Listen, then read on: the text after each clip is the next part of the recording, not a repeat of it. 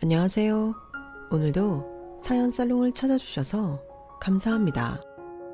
저는 지방 대도시에 사는 40대 초반의 여성이에요. 저는 20대 중반에 결혼을 해서 3년 정도 행복하게 살다가 그 뒤로 엄청나게 힘든 일을 겪고 지금에 이르렀는데요. 그건 바로 남편을 사고로 잃고 그 후에 닥친 경제적 어려움이 이전에 겪었던 것과는 비교할 수 없었기 때문이었어요. 지금도 그렇지만 약 15년 전쯤에는 여자 혼자 싱글맘으로 아이를 키운다는 게 여간 힘든 일이 아니었어요.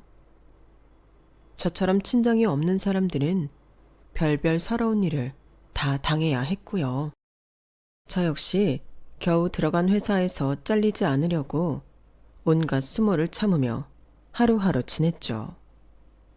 생각해보면 다 꿈 같은 일이기는 한데 당시에는 앞으로 어떻게 될지 알 수도 없고 코앞에 닥친 일들이 너무나 힘들었기 때문에 희망적인 마음을 갖기 힘들었던 것 같아요. 그래도 이제 와서 돌이켜보니 아이와 둘이서 고생했던 기간은 아주 길지는 않았던 것 같아 감사할 따름이에요.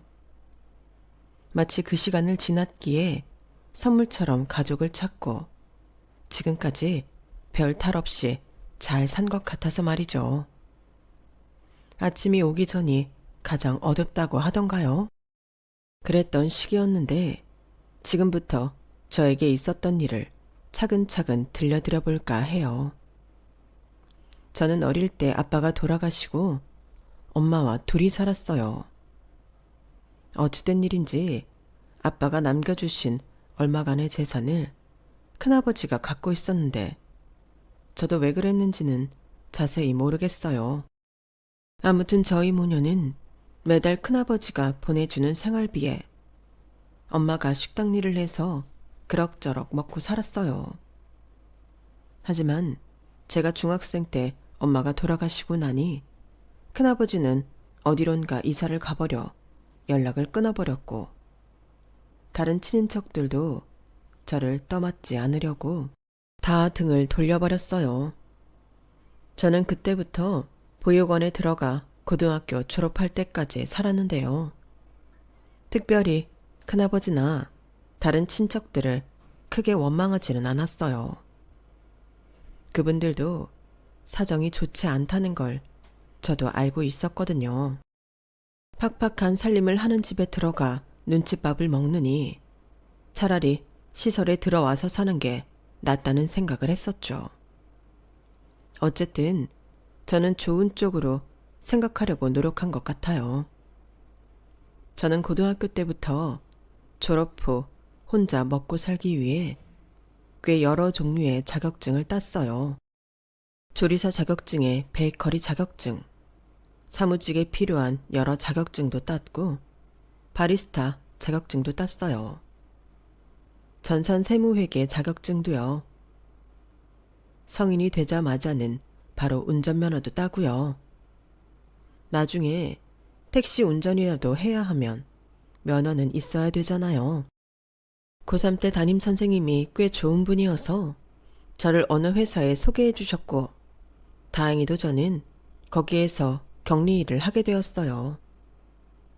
작은 회사였지만 일정한 수입이 생기고 혼자 지낼 수 있는 방까지 얻을 수 있어서 정말 행복해했던 기억이 있네요. 그렇게 거기서 몇 년을 일하다가 남편을 만나게 됐어요. 남편은 회사와 거래하는 공장 직원이었는데요. 어쩌다가 같이 회식을 하고 서로 마음이 맞아 이런저런 이야기를 나눠보니 남편도 부모님이 안 계시다는 걸 알게 됐어요. 남편은 자세한 이야기는 하지 않았지만 자기는 고아나 다름없이 컸다고 했고 저 역시 중학생 때부터 보육원에서 커서 그 말에 공감이 갔어요. 비슷한 처지에 있던 두 사람이니 꽤나 친근감을 느꼈고 저희는 얼마 안 가 사귀게 되었네요. 남편은 워낙 자상하고 따뜻해서 제가 먼저 결혼하자고 졸랐어요. 처음에는 당황한 것 같던 남편도 웃으며 이렇게 말했어요. 나도 결혼할 사람은 영주밖에 없다. 그러고 있었는데 형주도 나밖에 결혼할 사람 없다고 생각한 거야. 우리 천생연분 맞네. 천생연분이니 결혼해야지. 저희는 조촐하지만 주변에 많은 축복을 받으며 결혼을 했고 결혼 생활도 너무 행복했어요. 20대 때 가장 행복했던 건 지금 돌이켜봐도 그때였을 만큼요. 딸도 낳고 우리 부부 열심히 살며 아이 예쁘게 잘 키우는 거. 그거 하나 목표로 삼고 살던 어느 날이었어요. 2살인 딸아이를 어린이집에 데려다주고 저는 동네 빵집에 빵 만드는 알바를 하러 가는 길이었어요. 모르는 번호로 전화가 와서 의아해하며 전화를 받았는데 큰 병원 응급실이었어요. 김상우 씨가 남편분 되시나요? 핸드폰에 아내라고 되어 있는데요. 네, 맞아요. 제가 아내 되는 사람이에요. 그런데 누구세요? 여기 땡땡병원 응급실인데 좀 전에 김상우 씨 교통사고로 실려왔거든요. 지금 수술 들어가니까 얼른 병원으로 오세요. 어떻게 병원까지 갔는지 기억도 잘 나지 않네요. 정말 세상이 다 흔들리는 것 같은 충격 속에 응급실에 갔는데 병원에서는 남편은 아직도 수술 중이라며 기다리라고 했어요. 뇌를 다쳤다는데 어떻게 될지 모르겠다면서요. 다리에 힘이 풀려 주저앉으려는 몸에 억지로 힘을 주며 제가 알고 있는 모든 신에게 기도를 했어요.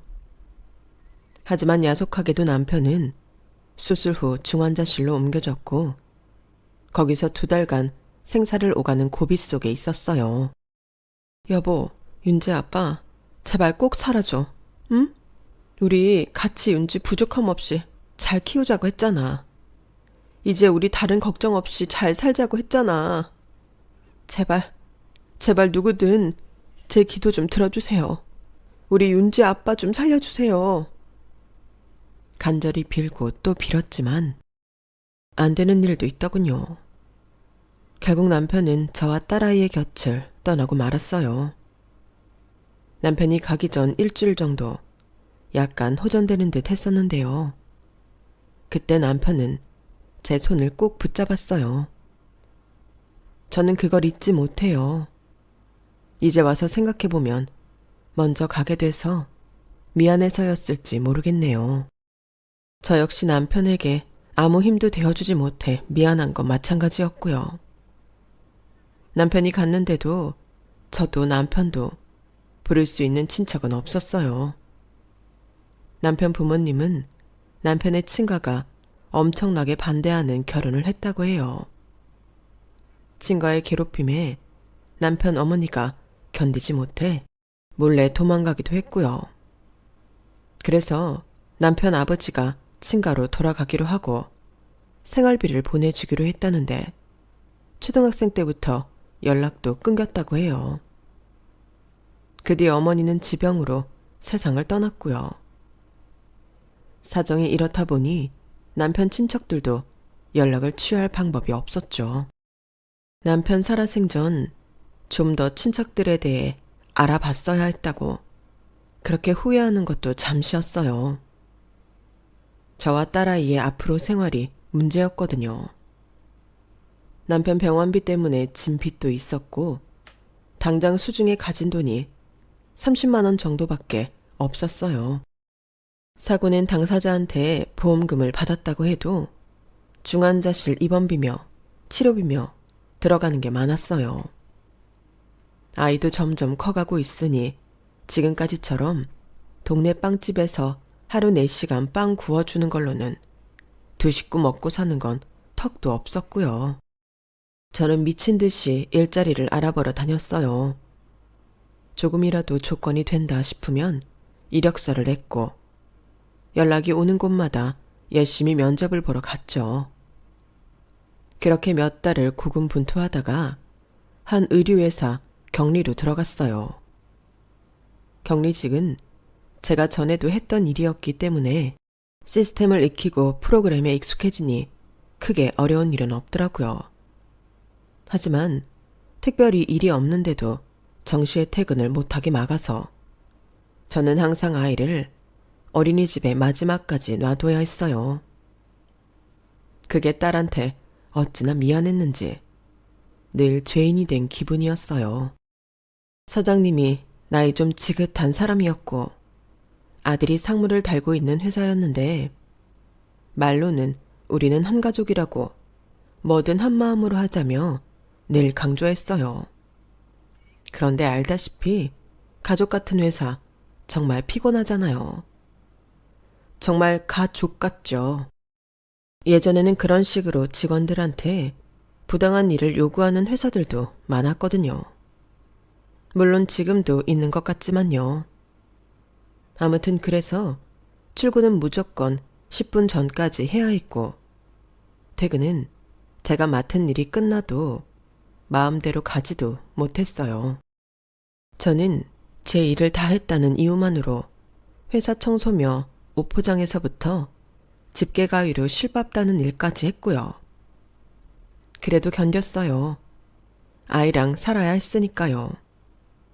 다만 어린이집에서 아이가 엄마 찾으며 운다는 말을 들을 때마다 어린이집에도 딸한테도 너무너무 미안했죠.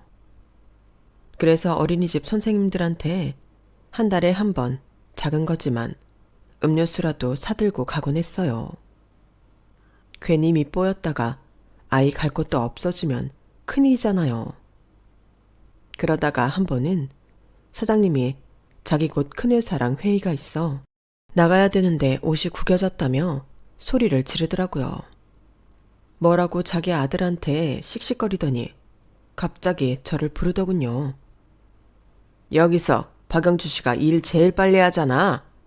그러니까 지금 재래시장 옷 파는 데 가서 땡땡 명품하고 똑같은 거 찾아서 사다가 싹 다려가지고 와. 옷 다린다고 세탁소 가지 말고 지하 공장에 내려가서 다려달라고 해.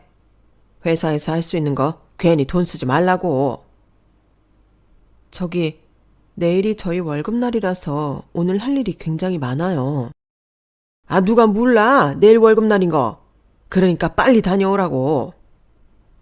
그럼 재래시장 중에 어디로 가야 되는지만이라도 알려주세요. 그 명품 베낀 옷이 있을지 없을지도 모르는데 어떻게 찾겠어요. 아니, 그런 데 가서 명품 짝퉁 한 번도 안 사봤어? 거기 그런 데 있어. 가끔 명품 살짝 흠 있는 거 라벨 떼고 파는 집도 있다고. 아니, 얼마나 없이 살면 그런 옷도 안 샀어? 라며 빈정거리더니 그걸 또 직원들 앞에서 큰 소리로 말하며 저한테 창피를 주더라고요. 하지만 직원들도 사장이 돌아가면서 사람 무안하게 만들고 오만 창피 다 주니까 별 반응 없었어요. 오히려 저를 안 됐다는 눈빛으로 바라보기만 했죠. 저는 어쩔 수 없이 회사에서 차로 1시간 거리인 시장에 가서 사장이 말한 옷을 찾느라 땀을 뻘뻘 흘렸네요. 그 와중에도 자기 회의 늦다며 독촉 전화가 계속 왔고요. 저는 겨우 사장이 회의에 출발하는 시간에 맞춰 옷을 다려다가 바칠 수 있었고 사장은 고맙다는 말 한마디 안 했어요. 게다가 일은 너무 밀려서 그때부터 해도 밤새 다 할 수 있을지 알 수가 없는 상황이었어요. 별 수 없이 사장 아들인 상무한테 집에 가져가서 하겠다고 했죠. 사실 회사 규모가 상무가 있을 만한 곳이 아니었는데 어떻게든 자기 아들 한 자리 앉히려고 직책을 만들어 놓은 거였어요. 아니, 무슨 일을 집에 가서 한다고 해. 집에 가면 남편 밥 차리고 애 뒤치다거리 하느라 일이나 제대로 하겠어? 저 남편 없습니다. 반년 전쯤 사고를 당해서. 아무튼 오늘은 어린이집 원장님이 7시에는 꼭 와야 한다고 했어요. 그러니 이번만 제가 집에 가서 정리할 수 있게 해주세요. 오늘은 특별한 사정도 있었잖아요. 아이가 얌전해서 제 일을 방해하거나 하지 않을 거예요. 제가 밤을 새워서라도 이걸 다 해야 내일 월급도 제대로 나오잖아요. 네? 박영주 씨, 남편이 없어요? 그랬나? 하더니 얼굴 표정이 좀 달라지면서 가보라고 하더군요. 밤을 새든 뭘 하든 알아서 하는데 내일은 20분 전에 나와. 우리 원래 월급날은 20분 전이 정시 출근인 거 알지? 돈 받는 날이면 더 정성을 보여야 되잖아. 그러니까 제때 출근하라고. 저는 그런 안 입고 온 말을 들으면서도 고맙다고 한 후에 회사를 나와 바로 어린이집에 가서 아이를 데려왔어요. 그리고 정말 밤을 새워 일을 해서 월급이 나갈 수 있게 했어요. 사장이고 사장 아들이고 회사 일에 체계를 잡아놓지 않아서 그때그때 임기응변식으로만 대처하게끔 해놓았어요. 그래서 항상 월급날 전에는 저 혼자 전쟁을 치러야 했고요. 저는 회사에서 할 일을 집에 가서 했다고 사장한테 한 소리 들을 각오를 하고 30분이나 일찍 출근을 했어요. 사장하고 사장 아들은 원래 출근인 9시보다 1시간이나 늦게 출근했는데 의외로 사장이 저한테 엄청 친절하게 구는 거였어요. 박영주 씨, 일 싹 다 해왔네. 하여간 책임감 하나는 끝내준다니까. 어제 옷도 제대로 잘 사오고 수고 많았어. 무슨 일을 하든 칭찬 한 번을 안 하는 사람이었기에 얼떨떨했는데 덩달아 사장 아들까지 저한테 친절하게 굴었어요. 사장 아들은 은근 치근덕대는 게 기분 나쁠 정도였고요. 박영주 씨, 여자 혼자 살면서 애 키우기 참 힘들지? 앞으로는 간식 먹는 거 아무 때나 먹어도 되니까 눈치 보지 마. 이렇게 신경 쓸 게 많은데 숫자 다루는 일까지 하니 얼마나 노고가 커. 커피고 과자고 빵이고 마음 놓고 먹어. 이 회사는 간식 시간이 딱 정해져 있는데 그 시간 외에는 커피 한 잔도 마음 놓고 마시지 못했어요. 탕비실과 휴게실에 가는 것만 봐도 사장하고 사장 아들이 나와서 사람 편히 있지도 못하게 잔소리를 해댔거든요. 또 이렇게 노닥거리는 시간은 전부 월급에서 깐다는 소리까지 했으니 정해놓은 하루 20분 간식 시간 외에는 아무것도 먹을 수 없었어요. 그런데 저한테만 아주 특혜를 주겠다고 대놓고 말하는데 저는 어리둥절하기도 했고 사람들 보기도 민망하더라고요. 그러다가 저는 나이 좀 있는 직원한테 이야기를 듣게 됐는데 사장하고 사장 아들이 왜 그런지 알겠더라고요. 있잖아 영주씨, 아무래도 저 사장 모자한테 걸린 것 같아. 네? 걸리다뇨? 뭘요? 전에도 한 명 있었어. 영주씨처럼 젊은데 남편 잃고 여기서 일하던 사람. 저 윤동석 상무 마누라 도망갔잖아. 그게 벌써 언제야? 한 10년은 됐겠다. 그 후로 40 넘도록 재혼 못하고 애도 놓고 가서 애까지 떠안고 있거든. 그 애 키워줄 여자 찾는다고 두뇌 불을 켜는데 멀쩡한 정신 갖고 누가 저 집에 들어가겠어. 그러니 여기 들어온 여자 중에 만만한 사람 고르려고 하더라고. 전에 있던 직원도 아주 저 상무놈이 노골적으로 치근덕대서 결국 다른 회사로 옮겼는데 영주씨도 그렇게 될까 걱정이야. 나 솔직히 영주씨 일 잘해서 계속 있었으면 하거든. 하여간 저 사장 아들놈이 사단이야. 사장이 제일 나쁘지만 정말 어이가 없더군요. 그래서 제가 남편이 없다는 걸 알고는 집에서 일도 하게 해준 거고 갑자기 친절하게 하는 거였어요. 그 아버지의 그 아들이라고 어쩜 사람이 똑같이 토 나오는지요. 사장 아들은 그때부터 정말 노골적으로 제 손을 잡는다던가 어깨동무를 하기도 하고 집까지 데려다 주겠다고도 했어요. 저 혼자 잘만 갑니다. 여태껏 잘 다녔는데 누가 이렇게 신경 써주면 그게 더 부담돼요. 그러니 저 혼자 가겠습니다. 그러면 나랑 술 한잔 하고 가든가. 내가 저녁 같이 먹을 사람이 없어서 그래. 외로울 때 상사랑 함께 해주는 것도 직원의 도리라는 거야. 우리 아이가 어린이집에서 저 오는 것만 기다리고 있어요. 정말 죄송합니다. 직원의 도리는 제가 근무 시간에 하겠습니다. 근무 외의 시간에는 양해 부탁드려요. 제가 최대한 예의를 지켜 말했지만 사장 아들은 막무가내였어요. 어쩔 수 없이 그놈 손에 잡혀 식사 자리에 간 적이 2번 있네요. 자꾸 술을 권하고 치근덕거려서 2번째에는 참지 못하고 먼저 나왔는데 그때부터 저한테 계속 문자를 보내더라고요. 이런 식으로 나오면 재미없지, 박영주 씨. 지금 누구 덕에 먹고 사는데 말이야. 나한테 잘하면 그만큼 떨어지는 것도 있을 텐데 머리가 참 안 돌아가네. 사람이 깝깝하게 산다. 머리 좀 굴려서 생각해봐. 저는 더 이상 참을 수가 없었어요.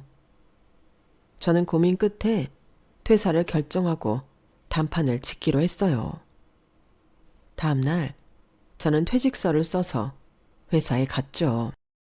그날따라 사장도 사장 아들도 오후 늦게나 출근을 하더군요. 그러더니 사장 아들이 저를 아예 사장실로 부르더라고요. 사장 앞에서 저한테 한마디 하려는 것 같았어요.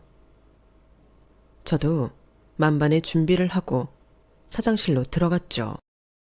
사장은 차가운 표정으로 저를 쏘아보며 말했어요. 박영주 씨, 일 잘하고 똑똑해서 내가 좋아했었는데 어제 우리 동석이한테 신뢰를 좀 한 것 같네. 내가 웬만해서는 둘 사이에 참견 안 하려고 했는데 이건 아니지. 우리 동석이 정도면 영주 씨한테 과분한 사람인데 그렇게 멋대로 구른 게 어딨어. 동석이가 원하면 좀 늦은 시간이어도 같이 해줄 수 있잖아. 아니, 나중에 둘이 같이 살게 되면 지금 이렇게 매몰차고 싸가지 없게 군 거 내가 기억 안 할 것 같아? 다 영주 씨랑 영주 씨 딸한테 돌아가는 거야. 그러니까 지금부터 잘해. 들었지, 박영주 씨? 남자를 그렇게 술자리에 혼자 놓고 집에 가버리고 이러는 거 아주 못된 버릇이야. 다음부터 절대 그러지 마. 알았어? 2분이 무슨 말씀하시는지 모르겠네요. 제가 윤 상무님하고 무슨 사이라도 되는 것처럼 구시는데 저는 상무님 강요 때문에 어쩔 수 없이 딱 2번 식사 자리에 함께 했을 뿐이에요. 그리고 이거 제 퇴직서입니다. 제가 퇴직서를 내미는데도 사장하고 사장 아들은 코웃음만 치더군요. 아이고, 그 나이에 애까지 딸린 여자가 대학도 안 나와서는 어디 가서 취직하려고? 뭐 편의점 알바라도 하게? 퍽이나 널 써주는 데가 있겠다. 왜요? 이런 회사에서도 일을 했는데 어딘들 못 가겠어요? 편의점 알바요? 네, 2군데라도 해야 되면 하죠. 박영주 씨, 회사 관둔다고 내가 그냥 있을 줄 알아요? 나 박영주 씨 집 주소랑 어린이집 어딘지도 다 안다고. 상무님이 그렇게 나오실 줄 알았어요. 근데요, 저한테 계속 해코지하실 생각이면 안 하시는 게 좋을 거예요. 저는 회계장부 하나를 2 사람한테 보여줬어요.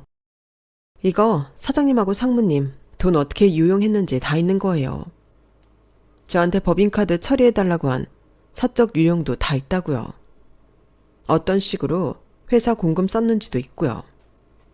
제가 이걸 신고 못한 건 이 바닥에서 다시는 저를 써주지 못할까봐 그랬어요. 우리나라 중소기업 중에 아직도 사장님 같은 사람들 꽤 있잖아요. 법도 우리를 보호해주지 못하고요. 근데 제가 이거 보낼 수도 있어요. 신고할 수도 있다고요. 사장님하고 상무님이 계속 괴롭히면 그럴 거예요. 그러니까 저 순순히 내보내주시는 게 좋을 겁니다. 퇴직금도 제대로 넣어주시고요. 아시겠어요? 워낙 되는 대로 일 처리를 하던 사장과 상무다 보니 제가 증거를 손에 쥐고 강하게 나가자 입을 다물었어요. 장부 같은 거 없애도 제가 파일로 저장해서 다 갖고 있다고 했거든요. 두 사람은 울며 겨자 먹기로 제 퇴직서를 받아들이고 퇴직금까지 줄 수밖에 없었어요. 그렇게 회사를 관둔 저는 속이 후련하기는 했지만 재취업이 되지 않을까봐 겁이 덜컥 나긴 하더라고요. 딸아이한테는 걱정하는 모습을 보이지 않으려고 애썼어요. 아이가 언젠가부터 제가 돈 걱정하는 걸 보면 울상이더라고요. 아이만큼은 그런 것에서 자유롭게 밝게 키우고 싶었는데 너무 속상했고 어떻게든 돈을 많이 벌고 싶었어요. 엄마, 요즘 왜 회사 안 가? 혹시 우리 또 돈 걱정해야 돼? 아니야, 엄마 잠깐 쉬는 거야. 더 좋은 데로 가거든. 정말? 그럼 우리 돈 걱정 안 해도 되는 거야? 그럼 물론이지. 우리 윤지 이제 그런 걱정 안 해도 돼. 돈 걱정 안 해도 된다는 제 말에 아이가 어찌나 밝아지던지요. 제가 아이한테 몹쓸 짓을 하고 있었구나 싶어 너무 미안하더라고요. 저는 필사적으로 다른 일자리를 찾아다녔어요. 그러다가 저희 지역에서 꽤 큰 부동산 개발회사에 격리자리가 났다는 공고를 보게 되었고 저는 죽이 되든 밥이 되든 해봐야겠다고 다짐했죠. 이력서를 내고 초조하게 연락을 기다리는데 다행히도 면접을 보러 오라는 통보가 왔어요. 그런데 면접 첫날 어린이집에 누수가 생겨 물바다가 되는 일이 일어나고 말았어요. 어린이집은 수리 때문에 임시로 이틀 휴원을 한다고 했고 저는 아이를 맡길 곳이 없어지고 만 거죠. 저희 집 주변에 맡길 만큼 신뢰가 가는 사람도 없었고 어린이집 다른 학부모들한테도 연락하기가 어려웠어요. 일한다고 바쁜 워킹맘이라 다른 엄마들 얼굴도 거의 모르는 지경이니 친할 리가 없었죠. 갑자기 아이를 봐달라고 할 수 없었어요. 고민 끝에 저는 아이를 데리고 면접을 보러 갔어요. 면접이 있는 회사 건물을 들어서려는데 1층 건물 입구에서 웬 나이 지긋한 남자분이 청소를 하다 말고 우리 딸을 유심히 보더라고요. 저는 경비원인가 하고 말았어요. 그것보다는 아이한테 단단히 약속을 받는 게 급했으니까요. 윤지야, 엄마 한 30분에서 40분 있으면 나올 거야. 그러니까 저기 식당 옆에 이쁜 카페 있지? 엄마가 거기 데려다 줄 테니까 거기서 주스 마시고 빵 먹으며 엄마 기다리고 있어. 다른 데 가면 절대 안 돼. 알았지? 딸아이가 제 말에 고개를 끄덕이고 저랑 손가락 걸며 약속하는데 그 청소하던 남자분이 저한테 다가오더라고요. 오늘 여기 면접 왔어요. 그럼 제가 아이 잠깐 보고 있을까요? 네? 그게... 저 말씀은 감사하지만 솔직히 처음 본 사람을 그것도 남자한테 아이를 맡긴다는 게 조금 불편해서 어떻게 대답해야 할지 망설이는데 1층 경비실에 있던 제복 입은 경비원이 나와서 이러더군요. 저분 이 건물 사장님이세요. 건물주요. 그러니까 걱정 마세요. 저도 아이 보고 있을게요. 저는 그 말에 남자분을 다시 돌아보았어요. 이런 큰 건물을 갖고 계신 분이 이렇게 수수하게 차려입고 청소를 직접 하다니 뭔가 감동적이더라고요. 그럼 정말 죄송한데 잘 좀 부탁드릴게요. 제가 여기 9층에 면접을 보러 와서요. 끝나면 바로 올게요. 아, 9층가요? 알았으니 잘 다녀와요. 남자분은 싱긋 웃으시더니 딸아이한테 손을 내밀며 카페로 갔어요. 자, 엄마 갔다 올 동안 우리는 맛있는 거 먹자. 저는 바로 시간에 맞춰 면접 장소로 갔고 나름 면접에서 큰 실수를 하지 않고 끝내고 돌아왔어요. 그리고 바로 아이를 찾으러 카페로 갔죠. 아이는 까르르 웃으면서 빵을 먹고 있었고 건물 사장님이라는 그분은 아이 목걸이를 손에 쥐고 있더라고요. 저기 감사했습니다. 저 끝나고 왔어요. 근데 그 목걸이 우리 윤지 거 아닌가요? 그러자 눈물이 그렁그렁한 남자분이 저를 쳐다보는데 저는 너무 깜짝 놀랐어요. 왜 울고 있는지 이해가 안 됐거든요. 이거 목걸이 아니잖아요. 금반지에 목줄 한 거잖아요. 네, 애 아빠가 사고로 떠났거든요. 애 아빠 금반지예요. 돌반지라는데 아무리 먹고 살기 힘들어도 안 팔았대요. 그게 좀 추억이 있는 거라 그러더라고요. 아무렴요. 내가 우리 아들한테 해준 마지막 선물인데. 그러더니 건물 사장님은 바닥에 무릎을 꿇고 엎드려 아이처럼 엉엉 우는 거였어요. 상우야, 애비가 미안하다. 애비가 너를 못 찾아서 이렇게 어떡해. 정말 미안하다, 상우야. 그 소리를 듣고 너무 놀라서 말이 제대로 나오지 않더라고요. 저기 사장님, 지금 뭐라고 하셨어요? 상우라고 하셨어요? 그럼 우리 윤주 아빠 아세요? 사장님은 눈물이 범벅된 얼굴로 저를 보며 반지 안쪽을 가리켰어요. 안쪽에는 김상우 돌, 아빠 김영태라고 새겨져 있었고요. 내가 이 돌반지 금은방에 특별히 부탁해서 디자인한 거였어. 이게 마지막 선물이 될 줄도 모르고 앞으로도 계속 이런 거 많이 해준다면서. 근데 이것 말고는 해준 게 없었어. 내가 상우 애비요. 내가 그쪽 시아버지라고. 안 그래도 이 아이 보는데 상우가 겹쳐서 이상하다 했어. 자꾸 눈이 가더란 말이야. 우리 상우 닮아서. 그 말에 너무 놀라 저 역시 그 자리에 주저앉고 말았어요. 사연을 들으니 집안에서 너무 괴롭혀서 결국 헤어지게 된 후 시아버지는 미국에 가서 오랫동안 살았다고 해요. 거기서 결혼도 하고 가정을 꾸려 아이도 낳았지만 한순간도 제 남편을 잊은 적이 없다고 했어요. 10년 전에 한국에 와서 남편을 찾으려고 했지만 쉽지 않았다고 했어요. 그래도 혹시나 해서 경찰에도 찾아가고 입양 기관에도 남편에 대한 정보를 다 주고 연락해 달라고 했었다는 거였어요.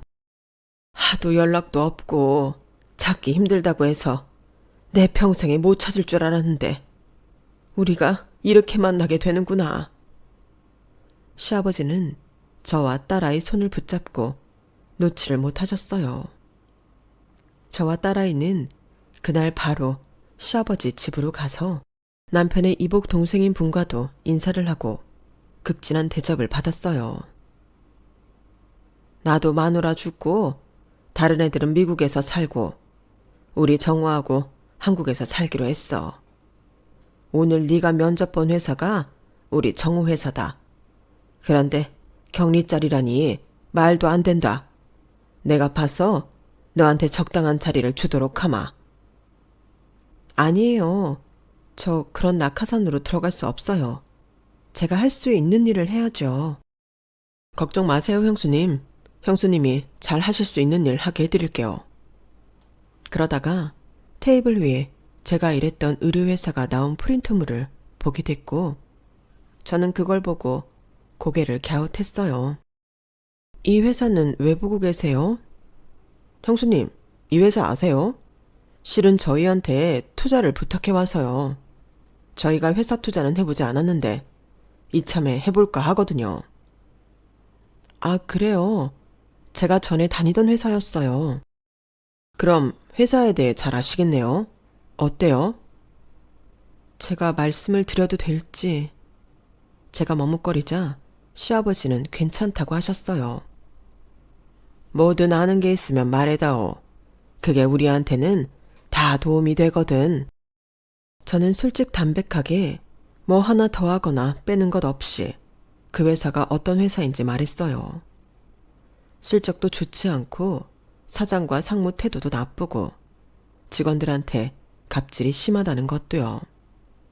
그리고 제가 왜 회사를 나오게 됐는지도 간략하게 이야기를 했죠. 제 말을 들은 시아버지는 노발대발 하셨어요. 하, 정말 웃기는 인간들일세. 그래놓고 우리 앞에서는 세상 사람 좋은 척하며 우리 돈을 빼가려고 했어. 아니, 아직도 직원들을 그렇게 대하는 회사가 있어요. 정말 믿기지 않네요. 게다가 가장 약자인 여직원한테 그런 강요를 하다니 정말 안 되겠어요. 그리고 며칠이 지난 후 시아버지는 저를 회사 사무실로 부르셨어요. 처음 가본 시아버지 사무실은 제가 그때 갔던 건물이 아닌 시내에 있는 또 다른 큰 건물이었어요. 거기 제일 높은 층 전체를 다 쓰는데 엄청 세련되고 럭셔리하더라고요. 시아버지와 남편의 이복동생, 그러니까 도련님은 곧 제가 전에 다니던 회사 사장과 상무가 올 거라고 하더군요.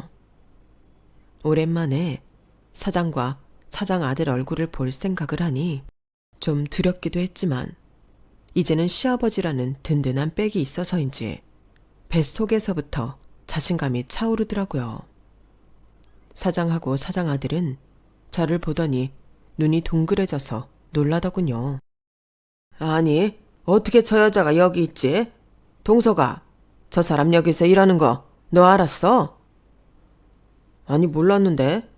저번에 나 혼자 왔을 때는 없었어.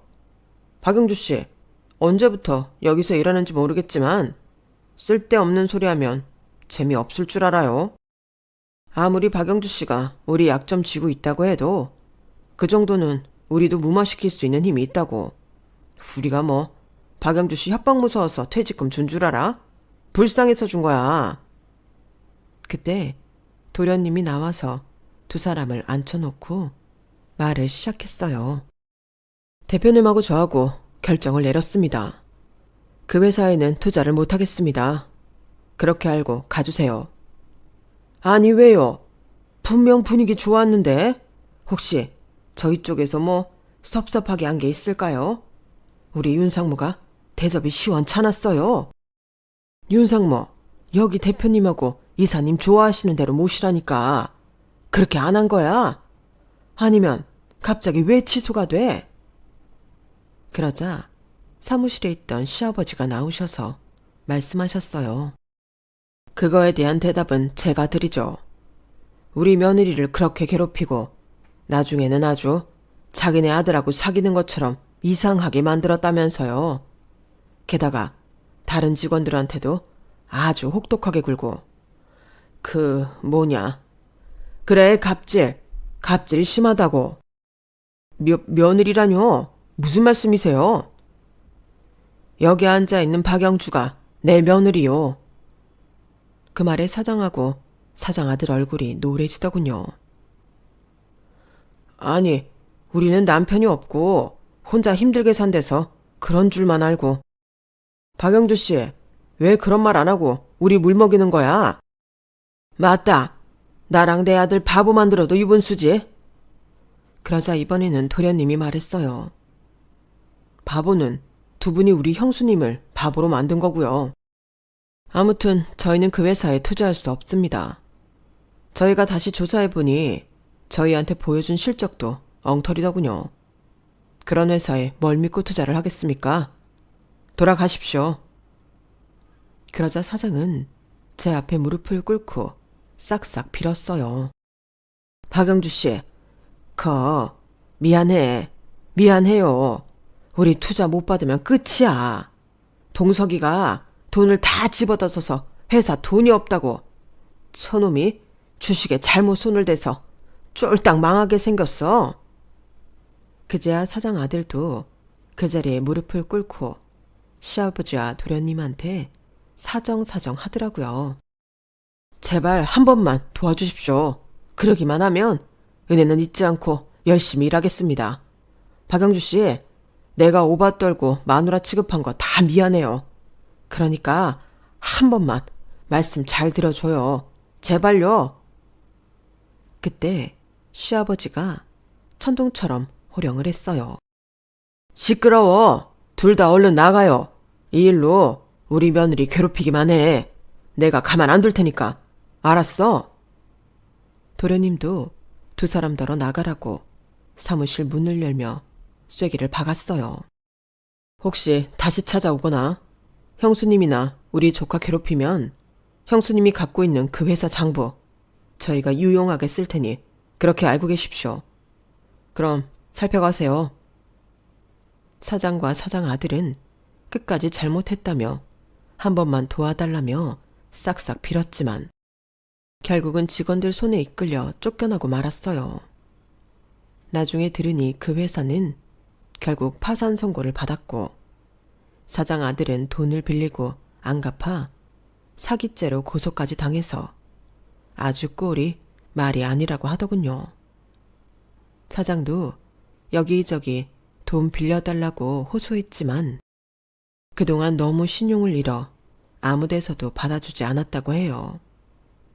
그러자 이제는 직원들까지 그간 당했던 일들을 고용노동부에 전부 신고해서 두 사람 꼴이 말이 아니게 됐다더라고요.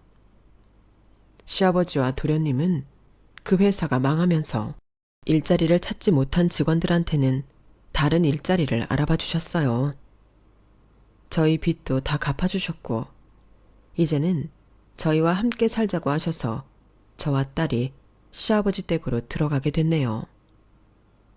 시아버지와 도련님은 남편 유골이 있는 납골당도 더 좋은 곳으로 옮겨주셨어요. 저는 그날 얼마나 울었는지 몰라요. 남편 덕에 저한테 가족이 생겼다고 하늘에 있는 남편한테 계속 고맙다고 인사를 전했네요. 그때부터 저희는 계속 시아버지와 함께 살고 있어요. 도련님은 결혼해서 분가했고요. 딸아이는 이제 곧 고등학생이 되네요. 저는 시아버지 돌아가시는 날까지 잘 모시며 살고 싶다는 소망이 있습니다. 제가 가족을 찾은 이야기는 여기까지예요. 제 이야기를 다 들어주셔서 고맙습니다. 그럼 모두 행복하시고 건강하시길 바랄게요. 여러분, 사연 댓글에 응원과 현명한 조언 부탁드려요. 좋아요와 구독은 저에게 큰 힘이 됩니다. 오늘도 좋은 일 가득하세요.